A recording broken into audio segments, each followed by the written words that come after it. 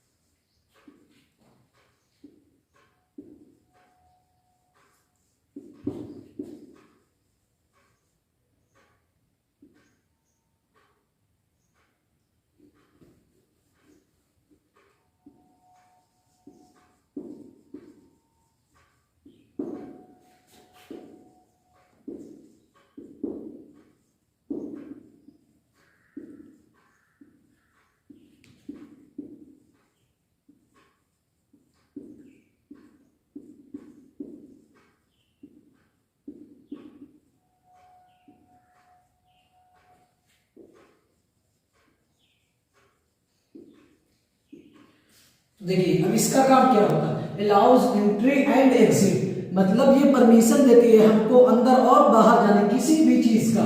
So it is called selective permeable membrane, जिसकी वजह से हम लोग इसको क्या कहते हैं? Selective permeable membrane. एक बार फिर से रिवाइज कर लेते हैं कि प्लाज्मा मेम्ब्रेन किससे बना होता है? प्रोटीन से, जिसको हम लोग क्या कहते हैं? Outermost layer of cell. जो सेल की ऊपरी लेयर होती है उसको हम लोग क्या कहते हैं? Plasma membrane. जिसका काम क्या होता है? Allows to access and entry, मतलब बाहर और अंदर लेने से काम होता है, जिसकी वजह से हम लोग क्या कहते हैं? So it is called selective permeable membrane. अब देख लेते हैं इसके ऑर्गेनेल्स, जो इनके अंदर ऑर्गेनेल्स रहते हैं उनका क्या काम होता है, उनका क्या नाम होता है।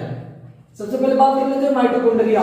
तो आप लोग माइटोकॉन्ड्रिया को तो बहुत अच्छे से जानते हो कि जो क्रेब्स साइकिल चलती है वो हमारे एनर्जी बनाने के काम में आती है। फिर इसके बाद हम बात करते हैं गोल्जी ऑपरेट्स। गोल्जी ऑपरेट्स जो है वो ट्रांसपोर्टेशन का काम करती है, एक ऑर्गेनेल से दूसरे ऑर्गेनेल्स तक कोई भी चीज पहुंचाती है। एंडोप्लाज्मिक रेटिकुलम, हम दूसरे भी वीडियो पहले वीडियो में बता दें कि एंडोप्लाज्मिक रेटिकुलम दो तरह के होते हैं। एक होता है स्मूथ जो हमारे फैट बनाता है, और एक होता है रफ जो हमारे प्रोटीन बनाने के काम आता है। और राइबोसोम जिसको हम लोग प्रोटीन फैक्ट्री भी कहते हैं, राइबोसोम को।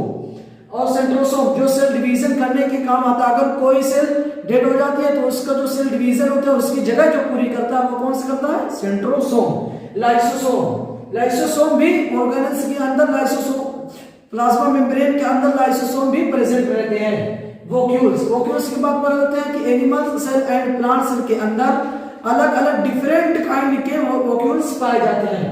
न्यूक्लियस जो cell control centre of the cell, जिसको हम लोग क्या कहते हैं? न्यूक्लियस।